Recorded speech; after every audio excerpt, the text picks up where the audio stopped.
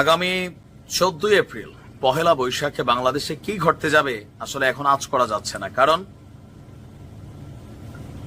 ক্ষমতায় থাকা সরকারের তুলনায় অনেক ক্ষেত্রে অনলাইন সরকার পিনাকি ভট্টাচার্য এবং সাংবাদিক ইলিয়াসের সরকার তুলনামূলক ক্ষমতায় থাকা সরকারকে কাবু করে ফেলেছে।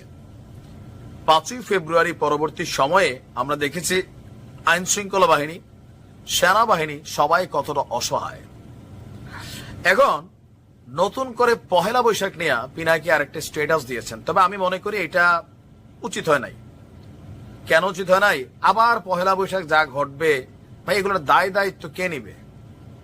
বৈষম্য বিরোধীরা এমনি পাবলিকের কাছে পচা ফল হিসাবে কিন্তু গন্ধ বের হওয়া শুরু হয়ে গেছে। মাথায় রাখতে হবে, মব জাস্টিসের খেলা বা যেগুলা চলছে এগুলাতে ছাত্রদের প্রতি মানুষের রুচি নষ্ট হওয়া শুরু হয়েছে। আর আগামী দিনে যদি এগুলাতে আবার কেউ পা দেয়, একটা সময় এমনও হইতে পারে গণেশ উল্টায় যেতে পারে। এটা মাথায় রেখেন। তো দাদা আসলে কি বলতে চাচ্ছে, কেন তিনি বলতে চাচ্ছে এটা তিনি ভালো জানেন, হয়তো ভিডিওতে আরো সামনে আসবেন। তবে আমি ওনার এই মতের সাথে দ্বিমত পোষণ করছি। পহেলা বৈশাখের আয়োজন নিয়ে করা নির্দেশনা পিনাকিদার, তিনি তার নির্দেশনা লিখছেন, এপ্রিলে আসছে পহেলা বৈশাখ, আমরা কিভাবে পালন করব এই পহেলা বৈশাখ? যেভাবে পালন করার এভাবেই তো করবে। রমনার বটমূলে ছায়ানট কি গানের নির্বাচনে আওয়ামী বয়ান ফেরি করবে? দাদা কেন মনে হচ্ছে যে এই পরিস্থিতিতে ছায়ানটে মানে গানের মধ্যে আওয়ামী লীগ বয়ান প্রচারিত হবে, এই দুঃসাহস এই মুহূর্তে কারো আছে?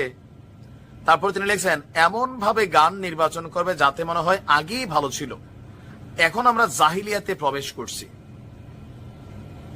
মানে আপনার কেন মনে হচ্ছে এগুলা? আচ্ছা, নিশ্চয় ওনার কাছে তথ্য আছে।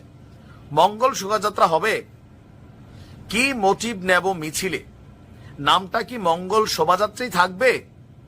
মঙ্গল শোভাযাত্রার থিম হিসাবে আওয়ামী বয়ানের কালচারাল এক্সপ্রেশন ইউজ করা হতো, সেটা কি এবারও করা হবে?